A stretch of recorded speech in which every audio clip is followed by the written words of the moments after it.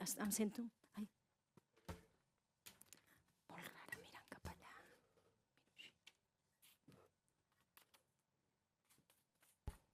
Bé, gràcies a tothom per acompanyar-nos avui aquí, en aquest acte, i gràcies per haver vingut. En primer lloc, volia mostrar el nostre reconeixement a les persones que han fet possible aquesta publicació de l'anuari, als equips del Gabinet Tècnic de Premsa i Comunicació de la Diputació, a la Gerència dels Serveis d'Educació de la Diputació i a la Llibreria de la Diputació. Sense la seva dedicació i professionalitat avui no seríem aquí. Avui presentem la publicació d'aquest anuari de l'Observatori de l'Educació Local, una publicació que fa 20 anys que estem fent, i la voluntat d'aquesta publicació és emetre una reflexió de la gestió de les polítiques educatives, per reflexionar, per fer-nos pensar com des dels ens locals podem gestionar, podem desenvolupar aquestes polítiques educatives als nostres pobles, als nostres municipis, que cada un amb la seva casuística, però que la reflexió, la base, el posar-nos a pensar, és una base per després poder desenvolupar polítiques educatives locals. Des de l'àrea d'educació sempre hem tingut com a objectiu empoderar els ajuntaments, donar-los un lideratge i una governabilitat. Llavors, amb l'anuari, el que fem, i és la voluntat, des de l'àrea d'educació, i amb aquest anuari ens permet dotar els ajuntaments de coneixement.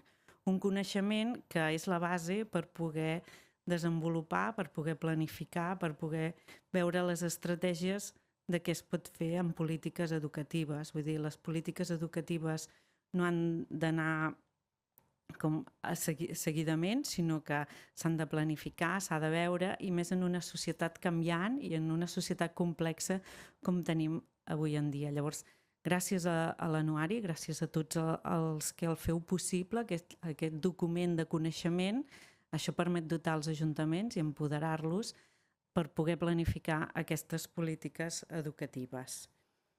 I també ens cal el coneixement, és com la base, no? És dir, gràcies per tenir coneixement, que permetem tenir eines per poder fer la diagnosi de cada poble. Sabem que cada poble és diferent, però si tenim el coneixement i la base, amb totes les polítiques locals que s'exposen, doncs nosaltres podem fer la diagnosi i ens permet consolidar de manera ferma polítiques educatives de futur que transformaran les nostres pobles i ciutats.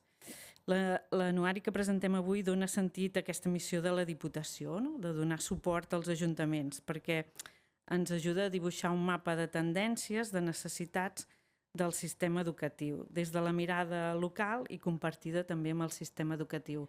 No tot el que és educació només passa al sistema educatiu, sinó que passa a les ciutats, als pobles i tot arreu. Un anuari que ens manifesta reptes que tenim avui, com l'equitat, la segregació, l'abandonament escolar, la universalització de l'educació infantil, i on es dona veu a experiències, anàlisis, reflexions que ens ajuden a entendre com es concreten aquestes problemàtiques en l'acció local i quines oportunitats tenim per continuar transformant l'educació des del territori.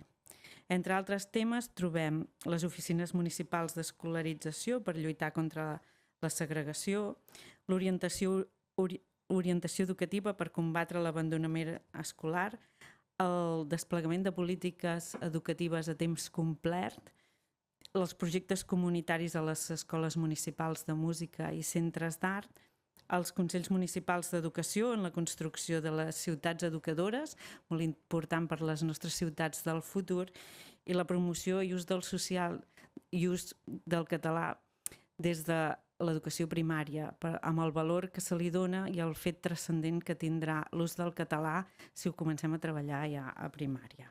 I ja per acabar, un agraïment molt especial a totes les persones que han contribuït a fer possible aquesta edició de l'anuari: Oriol Bosch, Andreu Terme, Joan Checa, Carme Pallès, Màrius Martínez, Dani Corpes, Rodrigo Prieto, Joan Fargas, Laia Serra, així com tots els tècnics i tècniques de l'àrea d'educació. Us animo a tots a compartir l'anuari, a fer-vos el vostre, a desplegar-lo i d'aquesta manera que tots n'aprenguem i en obtinguem el coneixement. Moltes gràcies.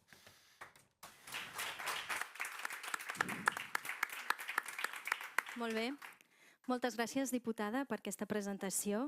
Bona tarda a tothom, benvinguts i benvingudes a aquesta nova sessió del cicle de col·loquis Parlem de, que organitza la Llibreria de la Diputació de Barcelona i en la qual es presenten publicacions sobre temes d'actualitat del món local i també per la ciutadania en general. I avui parlem d'educació. I per fer-ho tenim el gust de presentar-vos aquest anuari que molt bé us ha presentat la Mireia, la diputada, l'anuari de l'edició 2025 de l'Observatori de l'Educació Local. Com sabeu, conté tot un reguitzell d'articles que repassen amb una mirada local els reptes actuals de l'educació i algunes respostes que ofereix el territori per fer-ne front.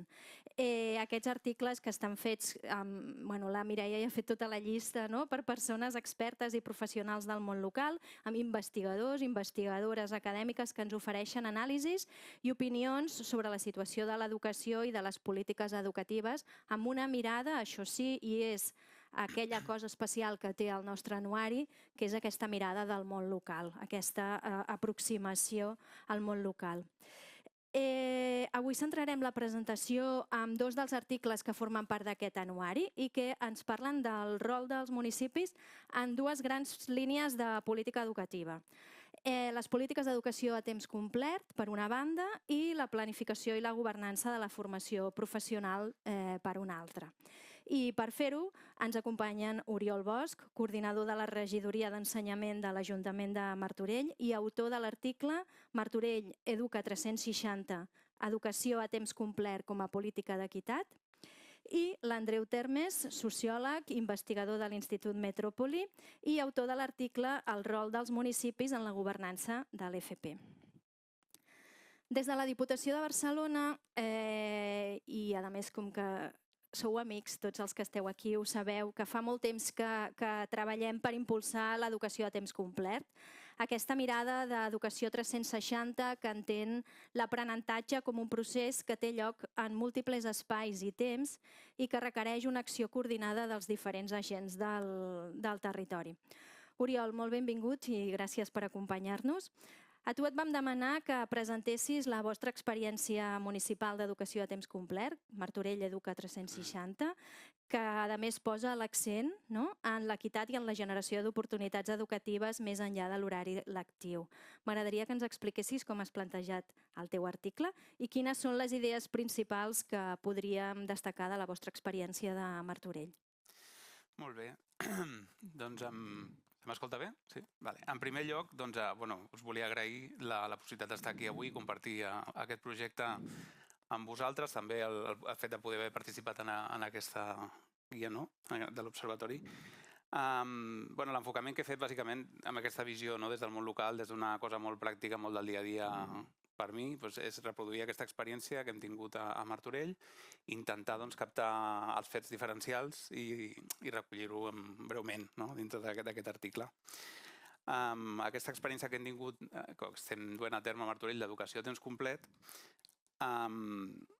els punts que he anat tractant amb aquest article, vaig començar per fer una contextualització, perquè s'entengui també a Martorell quin context té.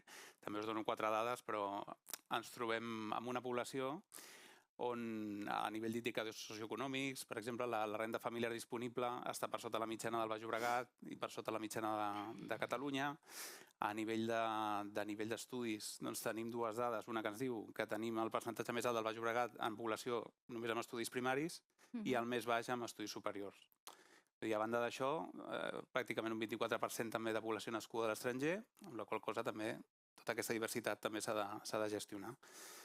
El primer pas que es va fer l'any 2017 és una diagnosi compartida de l'estat del sistema educatiu al municipi i una de les coses que s'observa és que hi havia un 20% de la població dels estudiants, infants, adolescents i joves, que no estaven realitzant cap activitat extraescolar. i un 65% de les famílies aduïen que tenien dificultats econòmiques per poder accedir a les activitats. Llavors, un cop es fa aquesta diagnosi, que era compartida també amb agents educatius del sistema educatiu formal, famílies, alumnes, etc., es dona una resposta política, que és posar en marxa aquest programa. En primer lloc, es van fer diverses passes, també en el marc del Pla Educatiu d'Entorn. Martorell també s'uneix a l'Aliança 360. Es crea tot un document d'estratègia 360 i un dels punts que surt per desenvolupar és aquest projecte d'una carta gratuïta d'activitats extraescolars. Llavors, un cop tenim això, la meva intenció també era explicar aquest programa en quins valors es fonamenta, que són uns valors que segurament tots ja coneixem, que són els de l'educació a temps complet. Hi ha un molt marcat que seria el tema de l'equitat i aquí es pren la decisió que les activitats siguin gratuïtes, que ja en parlarem potser després d'una peu a desenvolupar una mica més. Llavors, també és un programa que un dels objectius que persegueix és l'èxit educatiu, és a dir, desenvolupar les competències que es treballen durant l'horari lectiu, que d'alguna manera també a l'horari extraescolar es continuïn desenvolupant. També la intenció és connectar els diferents moments d'aprenentatge. Com us deia, aquesta carta bàsica d'activitats escolars penja d'una estratègia més àmplia. En aquesta estratègia hi ha, per suposat, tot un seguit de... Tenim un catàleg d'activitats pel temps lectiu, per ajudar a enriquir tot el que es fa a les escoles i instituts, fins i tot l'escola de formació d'adults. Seria des dels 2 anys fins a l'edat adulta. Tenim després tot l'horari extraescolar, tenim també en l'àmbit més informal activitats comunitàries i també les activitats d'estiu. Una mica la idea és que tot això acabi lligant i connectant temps i espais. A banda d'això, també la importància que té la vinculació amb tots els agents de la comunitat, tant l'educativa com les entitats, tot el que els possibles agents educatius que tenim al municipi. Llavors, també destacar diversos aspectes del projecte, com són aquesta transversalitat i la governança del projecte en si. Per una banda, ha ajudat a enfortir, perquè ja existia una feina prèvia, la relació amb els centres educatius, tant amb les direccions com amb la resta de professionals, també amb les associacions de famílies, i se'ls va fer partíceps del disseny de la primera carta d'activitats escolars en un primer moment. Llavors també trobava interessant compartir el model de governança. A l'hora d'iniciar aquest projecte, dissenyar-lo i després, a nivell de qualitat, d'anar intentant millorar any a any aquesta oferta, hem comptat sempre amb diversos espais on treballem, com us dèiem, aquests agents educatius i després també, i degut una mica a les característiques que tenim nosaltres com a l'estar dintre d'un patronat, dintre de l'Ajuntament, sí que ens ha facilitat el fet de treballar també de manera transversal entre les regidories. És un projecte on tenim participants tècnics de benestar social, d'esports, de cultura, d'ensenyament i el fet d'estar dintre del mateix patronat i tenir una direcció d'aquest patronat que ens ha permès exercir un lideratge i que ens ha fet treballar en equip. Això una mica com ho fem. I després el que hem estat fent aquest temps, en un inici vam començar amb un pilotatge que contemplava només les activitats esportives, però tota aquesta carta, a mesura que han anat passant els anys, ja portem 5 cursos, l'hem anat enriquint, ja tenim els tallers d'estudi assistit, però també van incloure tota una carta d'activitats culturals i artístiques. Llavors, són unes activitats que fem, la inscripció està oberta al llarg de tot el curs, es fan en horari, un cop acaba a 4:45, acaba l'activitat lectiva, s'inicien aquestes extraescolars.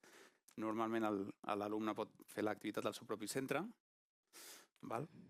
I bé, també trobo interessant explicar, i és el que he explicat a l'article, la manera com diferents estratègies que hem fet servir per comunicar l'oferta, arribar, com us deia, és una població molt diversa, com arribes per intentar arribar a les famílies fent servir totes les eines possibles. Llavors aquí hem desplegat des de fer servir, evidentment, les xarxes de l'Ajuntament i els mitjans de comunicació, però després figures dintre dels centres educatius com poden ser les TIS, hem posat taules davant de les escoles, hem fet moltes accions diferents com per, sobretot, fer-ho accessible, que tothom conegués que hi havia aquesta oferta. Tenim unes oficines d'atenció al ciutadà on també es formen les persones que estan allà perquè coneguin l'oferta i la puguin transmetre. i hi ha una part que li dedico també al que és l'impacte que ha tingut aquest programa. Per nosaltres és molt important, d'una banda, el que va destacar sobretot són les xifres de participació des d'un inici, depèn de l'any, però estem al voltant de 1.500 participants anuals a les activitats. Hi ha escoles que això suposa que és el 50% de l'alumnat que es queda a la tarda a fer activitats amb nosaltres. Després, ens ha permès també passar d'un context on ens trobàvem per sota les mitjanes de Catalunya en participació en extraescoles esportives i artístiques a estar ara per 4 i 6 punts per sobre de la mitjana de Catalunya, amb 5 anys de funcionament. Llavors, a nivell d'impacte educatiu, l'impacte que ha pogut tenir a nivell d'aprenentatge en aquests alumnes, o sigui, milloren després en el seu rendiment al temps lectiu amb tot això. Aquesta és l'avaluació més complicada de fer. Llavors, sí que tenim alguns indicis, veiem que hi ha una correlació, però no sabem si això implica una causalitat directa. Podem suposar que sí, que evidentment alguna relació hi té, però amb enquestes que fem amb motiu del Pla Local d'Infància hem vist que, per exemple, la quantitat d'alumnes que aproven totes les assignatures ha pujat un 20% des que van fer la Recop. Llavors, a nivell de valoració, sí que té una bona valoració de les famílies, sobretot pel tema de la conciliació familiar, és un dels temes que destaca. El fet de poder quedar-se a l'escola fins a les 6 ajuda les famílies també a conciliar. I sí que he anat a buscar una dada avui del Dibaròmetre 23-24, perquè recordo que precisament em va trucar a mi per valorar aquest projecte, que li vaig dir, home, no puc ser molt objectiu, li posaré un 8, perquè penso que hi ha marge de millora, i més o menys és la nota que la mitjana vist que estava valorant pràcticament un 8 sobre 10. Que és el que ha respost la vostra ciutadania, no? Sí, és un projecte ben valorat. I llavors, a nivell de reconeixements, destaca el 2023 vam rebre el Premi Viactiv d'Educació de la Comissió Europea i com a últim premi, així el 2025, vam rebre el Premi de la Qualitat de la Red de Ciudades Saludables, també sobretot per la part més esportiva del projecte. I bé, també la importància d'aquests reconeixements, després, tant a nivell intern com extern, sempre ajuda a valorar la feina que has fet i que hem fet com a equip. Escolta, parlaves de la gratuïtat, que vau fer una aposta molt ferma per aquesta gratuïtat i per aquest accés universal a les activitats extraescolars per garantir l'equitat.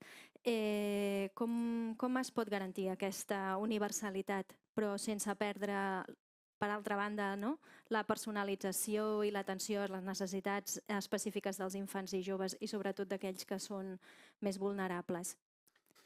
Com a dos conceptes, no són contradictoris, són complementaris. Per una banda, atendre la universalitat i després l'altra també atendre la personalització. Llavors sí que des del projecte intentem atacar les dues vessants. A nivell d'universalitat, com bé deies, parlem de la gratuïtat del programa. Això ens permet, quan parles que és gratuït, igual que l'horari lectiu, al final el que estàs posant sobre la taula és que és un dret a l'educació, també a l'educació extraescolar. Llavors això sí que ens ha permès, evidentment, tingui molta acollida aquestes activitats. Hi ha un altre factor també que ajuda molt a fer-ho universal i accessible, que és el fet de la proximitat, de poder fer-ho en el propi centre educatiu. Sempre hi ha la possibilitat de, si alguna activitat no es fa al centre pel que sigui, un alumne pot canviar i anar a un altre centre de la població, però majoritàriament tot l'alumnat segueix el seu centre a la tarda. Llavors, i el que comentava també abans, a nivell d'accessibilitat, donar suport a les famílies, fent reunions d'inici de curs, aprofitant tots aquests elements, aquests agents, des de benestar social a educadors socials o integradores de les escoles també, com per intentar que arribi a tothom. Aquestes campanyes d'informació específiques que comentaves, utilitzant tots els mitjans que teniu a l'abast. Sí. Molt bé. Heu fet, perquè ens has aportat moltes dades, aneu fent seguiment i mínimament avaluació del projecte. Amb aquests anys que porteu d'experiència, i pels municipis que ens acompanyen, quins elements d'aquest projecte Martorell Educa creus que són transferibles a d'altres municipis que els podrien aprofitar i tirar endavant en el seu territori? I en canvi, potser n'hi ha d'altres que són molt específics vostres i que marquen la vostra identitat. Aquest és un tema que, com que per sort el projecte ja té 5 anys, ha anat evolucionant, hem tingut la sort també d'aparèixer en alguns espais on poder comunicar-ho. I ens hem trobat a vegades en la visita de companys dels ajuntaments i, ostres, volem fer també, estem en la mateixa línia, volem fer un programa, i llavors surt molt, no?, en aquestes converses, què és transferible, què no.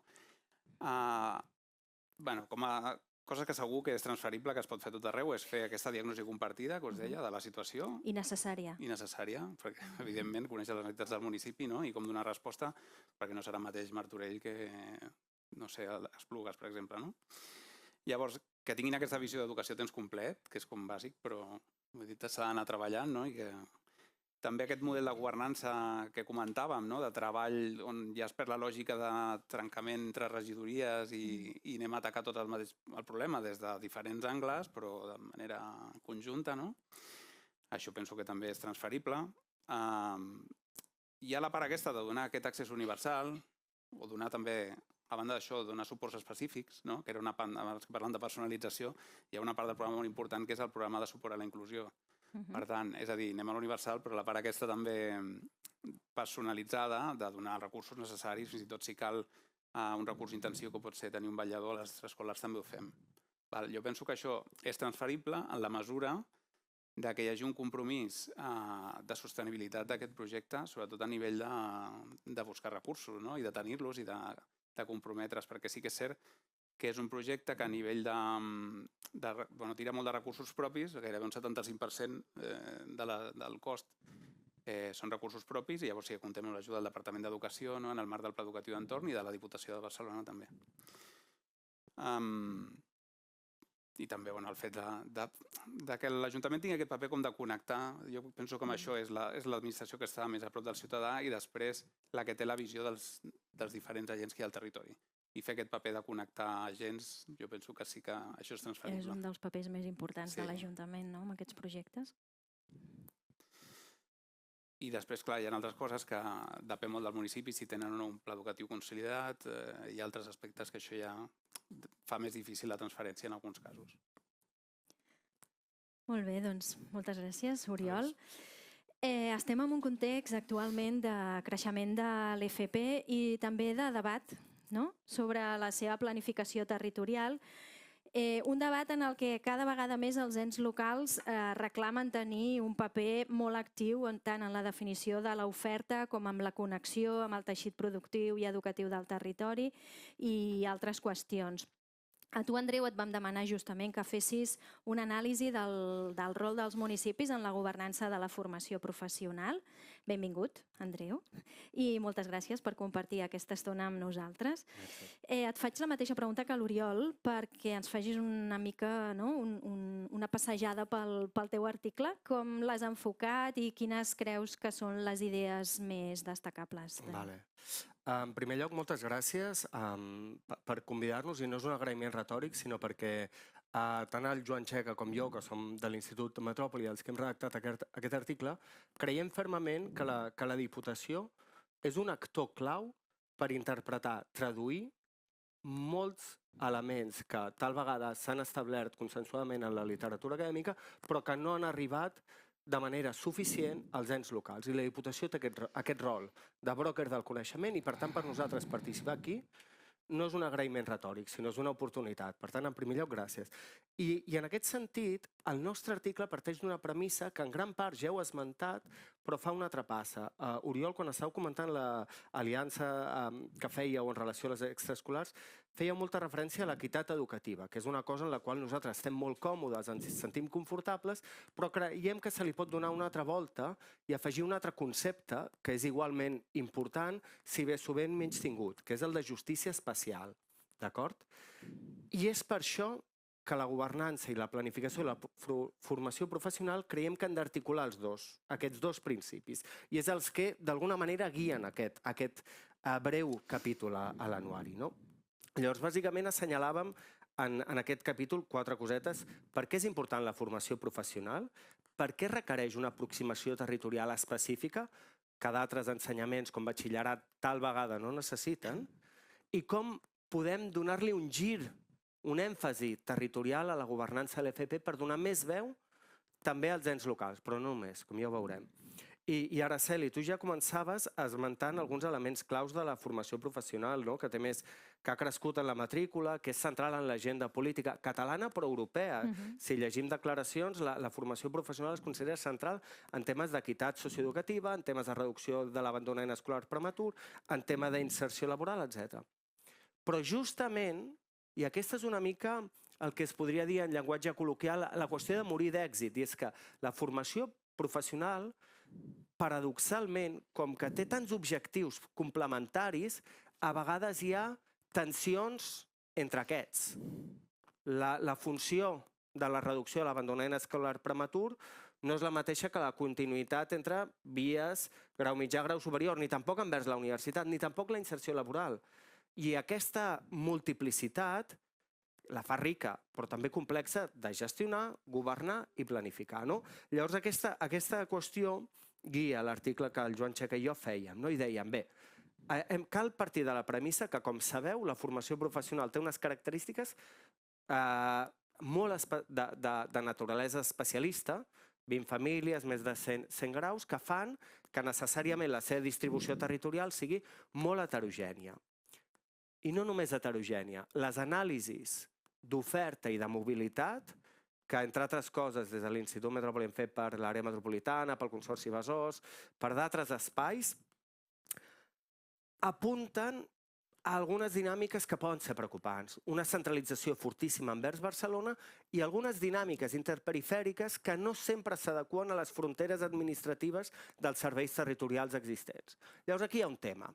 Aquí hi ha un tema i el que nosaltres demanem és que totes aquestes qüestions requereixen una planificació i una governança territorial específica de l'FP. Clar, és cert que la governança i la planificació i la formació professional a Catalunya els últims anys ha incorporat aspectes que podríem anomenar de territorialització en la seva perspectiva, en la seva capacitat d'anàlisi, sobretot aquí estic parlant del departament, no? Llavors, en aquest sentit, cal celebrar aquestes qüestions sense cap mena de dubte. Però, i això és igualment important, els ens locals, els ajuntaments, no sempre tenen les vies institucionals per fer arribar les seves demandes, les seves veus. I això genera efectes adversos indesitjats. Dinàmiques de cooperació entre municipis en lloc de... Perdó, de competició entre municipis en lloc de competició. En lloc de cooperació, disculpeu. O desarticulació entre oferta, teixit productiu.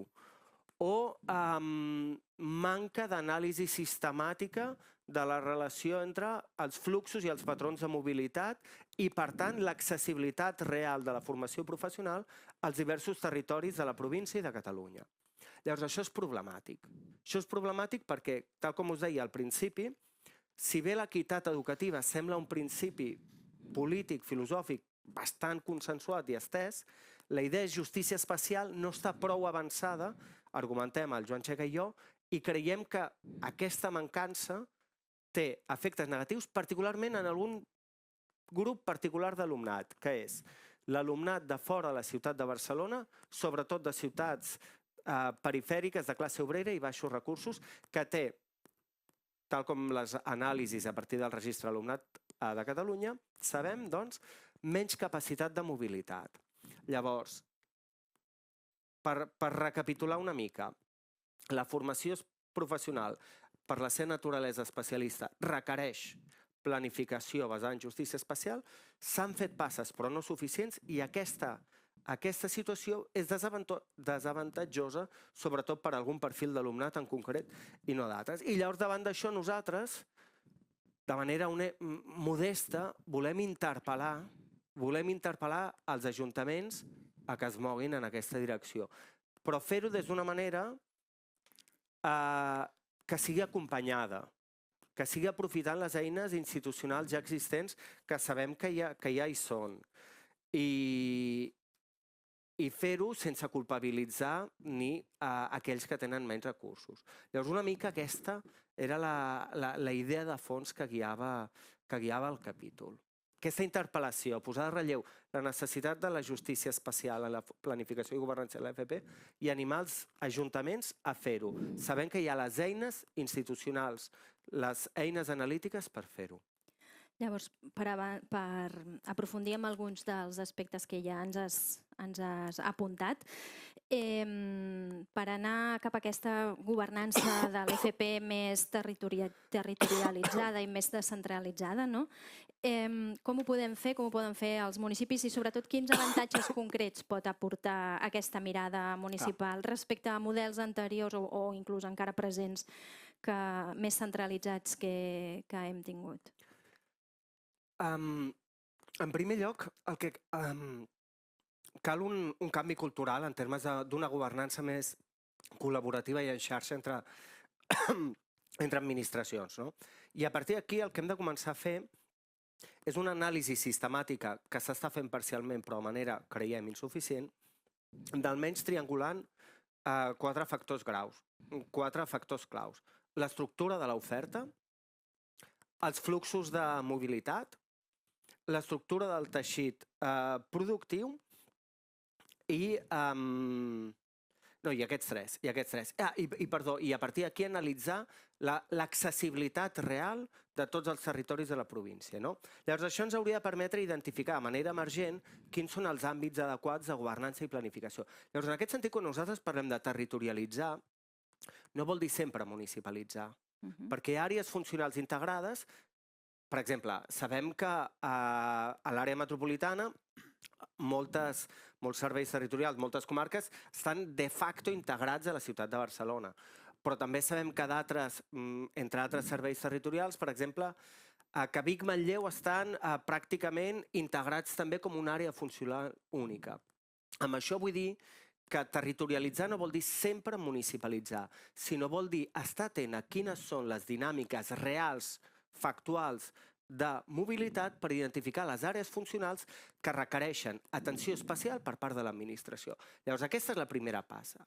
Identificar realment què fan les persones per, d'alguna manera, acompanyar-los, no de manera cega. Tal vegada es tracta de modificar fluxos i patrons existents, però fer-ho a partir d'aquí. I amb aquesta anàlisi prèvia, com la diputada parlava del coneixement com a base de tot plegat, evidentment aquesta base prèvia necessària, cal avançar amb eines institucionals ja existents. No aboguem aquí per una burocràcia, una inflació burocràtica, però sí dotar de majors recursos, que són tècnics, simplement tècnics més que res, taules locals de planificació i consells territorials de la formació professional, fonamentalment aquestes eines ja existents. Legitimar-les allà on són, dotar-les de recursos allà on són i ajudar a la creació allà on no són. I a partir d'aquí nosaltres entenem que seria possible avançar envers aquesta governança multinivell, col·laborativa i en xarxa. I és un canvi, és un gir cultural que és vàlid per la governança, la formació professional, però que té molts conceptes no pas gaire diferents del que tu assenyalaves en relació al fora escola, al llarg de la vida, però que també podria avançar pel 0-3, xarxes d'escoles, És un canvi conceptual que es pot aplicar en diversos sectors de polítiques educatives, incloent-hi la formació professional.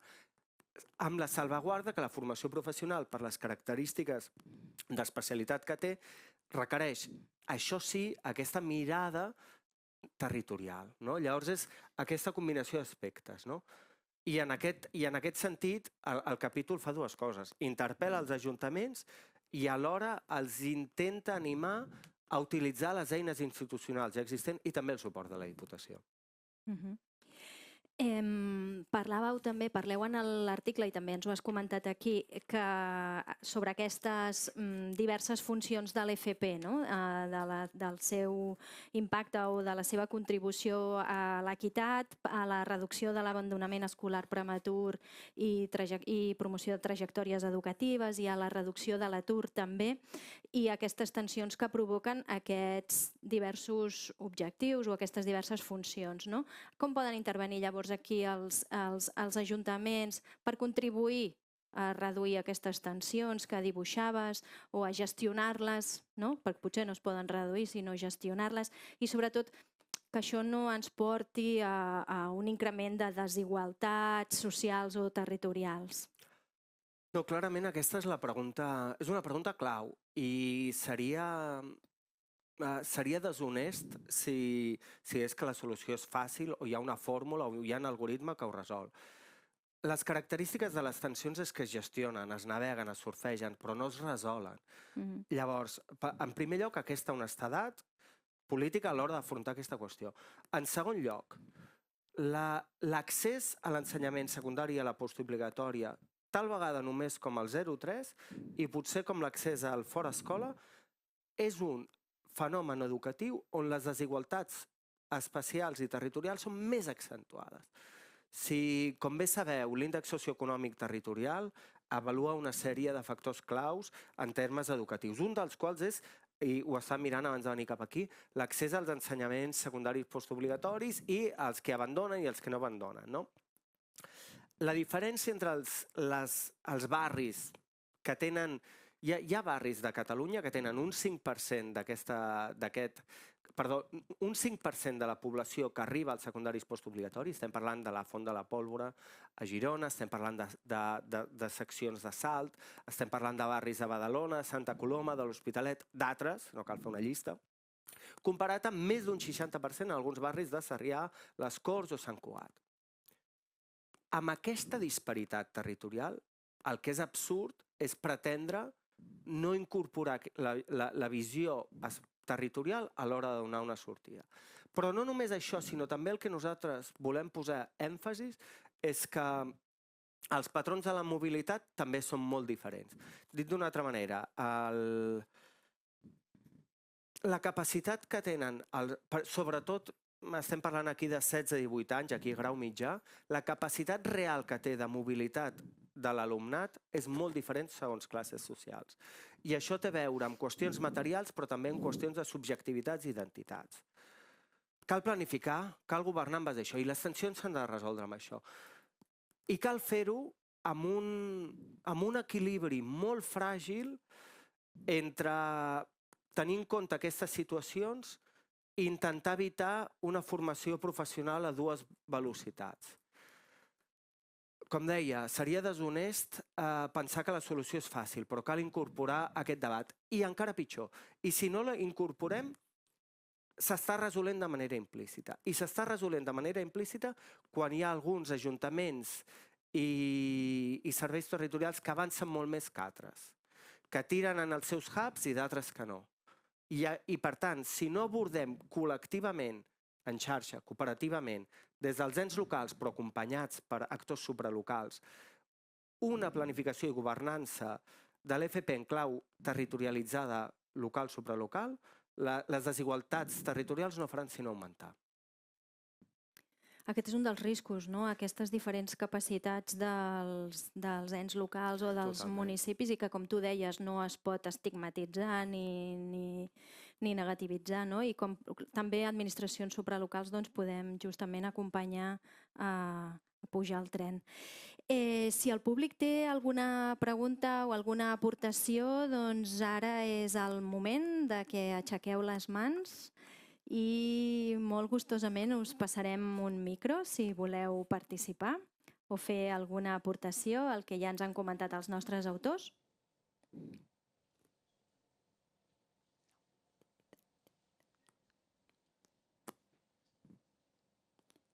Allà hi ha un debat molt...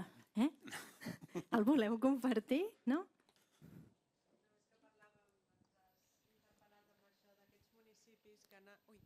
Aquests municipis que d'alguna forma han aconseguit amb molta feina, amb molt de compromís, s'ha de dir també, arribar a poder oferir una oferta molt important a la seva ciutadania. I com en realitat hi ha altres municipis que no han pogut i que sí que realment penses en claus de la desigualtat a futur, del desplegament d'aquesta FP, quin impacte pot tenir segons els territoris als que ens referim. I pensar una mica aquestes solucions, o aquestes més que solucions, respostes que podem donar des del món local, òbviament amb una col·laboració absolutament estreta amb el departament I jo diria que tenint en compte que tenim un sistema integrat d'FP, no només amb el Departament d'Educació i FP, sinó amb aquesta aliança que està construint el Departament d'Educació i FP amb el Departament de Treball. Que això tampoc no ens oblidem de totes aquestes estratègies territorials i de la concertació territorial que sí que ja porta una mica més de temps en clau polítiques d'ocupació i que també ens donen referències de com promoure aquest diàleg i aquesta construcció amb les administracions locals per trobar respostes, en aquest cas, al desplegament equitatiu de la FP. Però no he fet cap pregunta, he fet aquí una reflexió. Està molt bé, Neus. I complementa, jo no he parlat de formació ocupacional, sé que és un tema, però evidentment era per no afegir més soroll, però molt d'acord. I això fa més difícil la tasca, en el fons. Teníem una mà per allà darrere? Hola. Voldria fer, no és tant una pregunta, sinó m'ha sorgit arrel, potser no ho he escoltat bé, però si no ho he escoltat avui, ho he escoltat en d'altres vegades, com aquesta idea de que aquest impuls de l'FP per abordar l'abandonament escolar prematur, i jo no sé si aquesta idea ens ajuda gaire, perquè en si mateixa és un oxímoron, o sigui, l'FP és un recorregut professional i independentment de si existeix amb menys o més quantia l'abandonament escolar prematur. No ho sé, però crec que potser li podríem donar alguna volta o problematitzar una mica aquest fenomen, perquè si no, potser sense adonar-nos ja desvaluem directament el recorregut de la formació professional. No sé si és així o com ho veus, o Andreu, no? Crec que ho has plantejat tu. I, bueno, això, no sé com ho veus, perquè em sembla que li hauríem de donar alguna volta i pensar-ho des del cantó de la continuïtat educativa, des de lògiques de continuïtat, des d'unes altres lògiques que no estiguin contraposant contínuament el camí correcte i el que queda que no. I perquè llavors, si ho parlem des d'aquest plantejament, com pensem l'abandonament de l'FP. Llavors, haurem d'inventar una altra cosa per... Bueno, com ho penses, aquest assumpte? No, penso que aquesta és una de les tensions... Contesto ara o esperem? Sí, sí.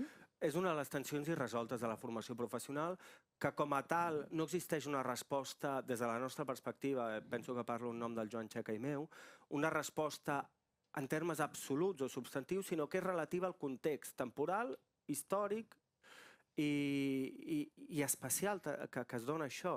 Dit d'una altra manera, la formació professional és les dues coses i ho és en contradicció i en tensió.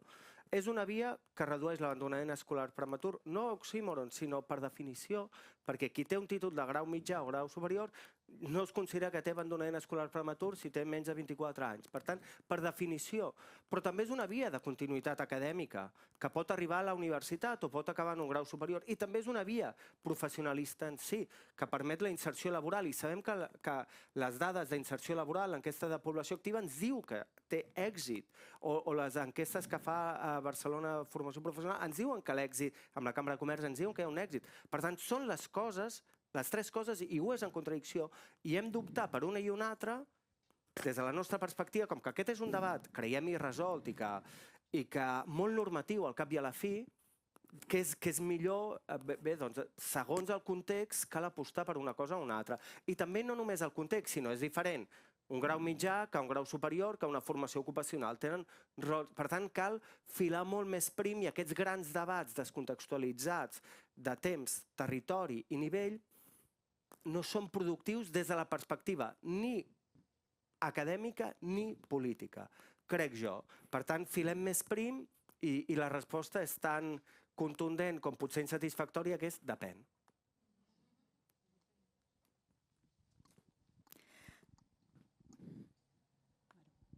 tocat un tema que estaríem hores parlant, Andreu i Begoña i tothom. Sobre el que comentava la Begoña, jo crec que la tensió, que jo sempre, vull dir, t'he sentit a tu parlar, Andreu, d'això, de les tensions de l'FP, i evidentment les vivim els que planifiquem i els que ens pensem una mica sobre l'FP, en el sentit de, jo crec que almenys com jo l'entenc, per què és un recurs contra l'abandonament i alhora ha de ser un recurs per la inserció i per la productivitat del país i per l'enriquiment del país en general? Perquè quan pensem en la planificació del grau mitjà o de graus inferiors, PFIs, etc., o graus bàsics, estem pensant sobretot en allò que pot atreure l'alumnat. Segurament no són graus amb altra inserció i llavors ens trobem amb problemes com els que hem vist a la premsa, per exemple, amb les emergències sanitàries, que tenim molts alumnes fent emergències sanitàries perquè realment són cicles molt demanats i sabem que enganxen els alumnes i sempre diem el grau mitjà hauria de ser un recurs per mantenir l'alumnat escolaritzat, encara que hagi de fer videojockey i so, i sabem que no necessitem al mercat productiu tants alumnes o tants professionals del videojockey. O segurament tants alumnes que estiguin, o tantes persones que estiguin assistint amb ambulàncies, tot i que tenim molts alumnes demanant, o el grau de cures, que és el grau més demanat de tots els graus, i evidentment tenim problemes després per trobar empreses perquè ens els acollin amb dual, etc. És a dir, a l'atenció jo la situaria gairebé en dir els graus mitjans donen resposta a aquell alumnat que ens interessa sobretot tenir-lo escolaritzat i els graus superiors hem de tenir aquesta mirada més cap al mercat i donar resposta real. Vull dir, això és una simplificació, però potser és una mica la traducció més patar la llana d'aquest tema de que la formació professional dona resposta a l'abandonament i alhora de donar resposta també a les necessitats del país. Això una cosa. I l'altra és que jo em sento parcialment responsable per la responsabilitat que tenia abans el Consorci d'Educació, que vam fer un pla director basat en especialització dels centres, i que ho havíem parlat molt amb l'Andreu, de si això problematitzava l'accés a la formació professional, perquè estàvem posant la formació professional de l'àmbit alimentari i Mercabarna, la de logística del port, etc. I això feia, d'una banda, que és veritat que Barcelona era un pol d'atracció perquè estàvem creant centres molt potents, molt atractius, però alhora potser aquest alumne de grau mitjà amb menys recursos, no només econòmics, perquè de vegades no és la té mobilitat, el problema és aquesta mobilitat o frens a la mobilitat que et fa el teu entorn, no tant la possibilitat de pagar una T10 o una T-mobilitat, sinó realment de sortir del teu entorn més immediat per fer una formació. Llavors nosaltres havíem dissenyat aquest pla director a Barcelona i això era una mica el causant que en altres territoris colindants no hi hagués una formació professional o fèiem que els alumnes els atrèiem a Barcelona.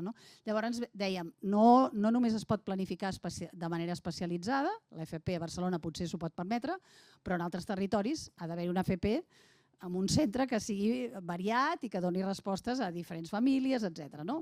La pregunta és, quan tu estàs dient que els municipis s'han d'implicar i no competir entre ells, com ho fem? Fem centres híbrids amb totes les famílies professionals per donar resposta a tota mena d'interessos o fem que els municipis s'especialitzin en aquell teixit productiu en què són potents? Identifiquem que tots els municipis tenen un hub o no i aleshores hem de fer dos tipus de planificació, perquè a Barcelona a mi em sembla que sí que està justificada l'FP especialitzada. Perquè la gent ha anat a Mercabarna. No ens ho pensàvem, però el centre de Mercabarna està ple d'alumnes i alumnes de totes edats i classes socials, etc.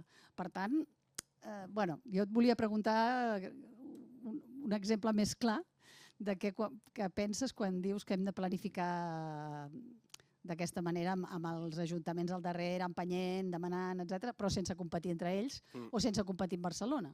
No sé. En primer lloc, gràcies per aterrar el debat en el que és, amb exemples concrets, com planificar en base a aquestes tensions, no? Jo penso que ho has exemplificat fantàstic. Només afegiria encara més, tenint en compte dues qüestions més, que penso que és diferent. Fa 20 anys l'abandonament era 10 punts, abandonament escolar prematur era 10 punts percentuals superior que ara, per tant, i els territoris varien molt. Com deia, Sant Cugat té els mateixos índexs d'accés a la secundària postobligatòria que les Corts i Sarrià. I per tant és diferent fer-ho, planificar, potser la funció de continuïtat de grau mitjà és diferent allà que a la Font de la Pólvora, que té el 5% de la població que hi arriba, en comparació al 60% a Sant Cugat. Llavors jo penso que aquí cal un equilibri, és a dir, la planificació sempre ha de trobar un equilibri entre seguir les dinàmiques d'allò ja existent i apuntar i intentar transformar-les amb aquesta perspectiva, jo crec que, d'equitat socioeducativa i justícia espacial. Llavors, per exemple, jo penso que en el cas de Barcelona és evident, ha estat, ara ho podem dir, que aquest pla director ha estat un cas d'èxit, és a dir, tan èxit que ha funcionat el Mercabarna, ha funcionat el sanitari, el tecnològic, etc. Llavors, aquí, d'alguna manera, cal, jo penso, interpel·lar grans municipis de la província i grans municipis, i això amb el Joan Txeca ho hem mirat, grans municipis no és només en números d'habitants, sinó en la seva funció en el territori de capital, perquè quan tu mires els fluxos no és només el grau d'habitants d'un lloc el que fa que sigui capital, és la relació amb els altres. Llavors, aquests llocs, cal identificar aquests llocs per fer. I aquí sí que cal cooperar perquè tu no pots ficar dos hubs de sanitat un al costat de l'altre. I per tant cal diàleg, i per tant cal dialogar, i per tant cal renunciar. Llavors, aquí és també aquesta ambivalència entre donar veu als ens locals però que sigui de manera col·legiada, compartida. Llavors aquí sí que Clar, perquè si no el que passa és que els que tenen més capacitat, i això és el que s'anomena l'efecte Mateu, els que tenen més capacitat són els que trigen milles. I això és el que ha passat en Barcelona i d'altres llocs. Però ara es posa l'exemple de Barcelona i és molt evident que és així. Llavors cal interpel·lar els altres, dialogar i que hi hagi renúncies per identificar en aquests fluxos, en aquests patrons de mobilitat, quines són les especialitats d'estratègia. I tenim una perspectiva de l'FP que ens diu quines són les especialitats. Llavors, és jugar amb això, crec. I llavors, a partir de l'existent, aquell equilibri entre allò que ja existeix i allò on volem anar. Em sap greu, perquè, com deia la Gemma, podríem continuar hores i hores. Està clar que, com dèiem al principi, és un tema que ara mateix està generant molt debat. Això vol dir que està molt viu. Moltes gràcies als dos. No sé si per acabar amb un minutet em podríeu dir, des de les vostres experiències i des del vostre coneixement, cadascú des d'un àmbit diferent, però que estan connectats, com hem anat veient, amb moltes qüestions, i ja de cara amb la mirada cap al futur, quins creieu que haurien de ser els àmbits prioritaris d'actuació dels municipis en el curt i en el mig termini i sobretot amb aquest objectiu de garantir trajectòries educatives des de l'equitat? Comencem per tu, Oriol? Sí. Doncs, a veure, des del meu punt de vista, i del que estàvem parlant i pel que fa una mica als nostres àmbits d'actuació municipals, trobo que un seria, evidentment, el de garantir aquest accés educatiu a noves oportunitats en l'hora extraescolar o en un àmbit comunitari. Llavors, amb el que ens trobem és que a l'hora de garantir aquest accés i aquesta gratuïtat i garantir la sostenibilitat de projectes com el nostre, és necessari tenir polítiques més de país, hi ha d'haver-hi una sèrie de recursos que permetin, primer, traslladar això a tot el territori i després fer-lo sostenible. A banda del que és oportunitats d'aprenentatge, com ja hem comentat, tant a l'educació formal, no formal com a la informal, per sostenir tot això hem de poder construir aquestes trajectòries d'èxit educatiu, que l'èxit serà relatiu a cada una de les persones. Però per construir això necessitem tota una línia d'actuacions també de suport educatiu i aquí també penso que una de les apostes ha de ser, que ja s'està fent en alguns àmbits, però tota el que seria orientació educativa, el que hem estat parlant per lluitar contra l'abandonament, hi ha tota una part també de suport, potser més material de beques Així que seria interessant acompanyar sobretot a les transicions educatives i programes també com el que es comentava de suport a la inclusió que desenvolupem a Martorell, que al final és anar a donar mesures en diferents graus perquè aquestes trajectòries puguin continuar, ja sigui amb el suport intensiu, per exemple, d'un vetllador, un monitor de suport, per poder fer també l'activitat extraescolar igual que l'educació formal o l'activa. Un altre aspecte que em sembla interessant, que també ens toca molt a nosaltres i que el veig bastant prioritari, que és la formació també de tots aquests agents educatius que introduïm al sistema, no només el que tenim ja en el temps lectiu, sinó en aquest horari extraescolar. Nosaltres, clar, a l'hora de tirar endavant això i després de 5 anys hi ha certs aspectes, com seria la rotació de personal, que ens preocupen. Llavors hem anat generant estratègies com ja us deia abans, és un cicle on tens activitats extraescolars, activitats comunitàries, a les activitats d'estiu, una mica intentar que aquest personal, aquestes persones que treballen amb nosaltres, tinguin una continuïtat per poder garantir que no hi hagi tanta rotació i després ens preocupa molt la formació perquè al final no deixen de ser referents educatius, normalment són gent bastant jove, amb poca experiència i llavors una de les estratègies que tenim és que fem un curs de formació gratuït a l'estiu de monitor de lleure i de CIATE i d'alguna manera ens serveix per captar talent també per fer les pràctiques dintre d'alguns dels nostres programes i després que acabin treballant com a professionals. Després de 5 anys ja tenim alguns monitors que han sortit d'aquí, d'aquest procés. Però clar, igualment penso que una formació més específica també seria necessari, que s'impulsés a nivell supramunicipal. Pel que fa a la governança, doncs que sí que ens trobem, suposo que és un tema ja recurrent, però el fet de poder fer una diagnosi correcta és de tenir dades i aquí sí que ens agradaria que es facilités, tot i que es van fent passes, però compartir dades amb el Departament d'Educació és vital i una implicació en la governança que sigui real a nivell municipal. O sigui, sí que, per exemple, ara estem reactivant el Consell Educatiu Municipal i hi haurà un grup de treball específic per tot el tema d'abandonament, però clar, al final et trobes que sense dades les decisions que pots prendre són molt, molt limitades. Molt bé, moltes gràcies. Vols completar amb alguna cosa, Andreu? Sí, subscric tot el que deia l'Oriol. Assenyalar dues coses que penso que tenen... 3 coses que penso que els ens locals tenen molta feina i a part, com que hi ha tanta... Són dels espais on hi ha més desigualtat territorial, penso que val la pena enfatitzar, que és l'increment de places 0-3 via escoles bressol municipals, espais de criança, el tema del fora escola per educació llarg i ample de la vida i el tema de la segregació escolar a través de les oficines municipals i taules de planificació. I reitero tot el que ha assenyalat l'Oriol. Doncs moltes gràcies per la síntesi, moltes gràcies al públic per les vostres aportacions i per les preguntes. Tenim molta feina per endavant, com sempre. Seguirem treballant tots plegats. Moltíssimes gràcies per venir i que vagi molt bé.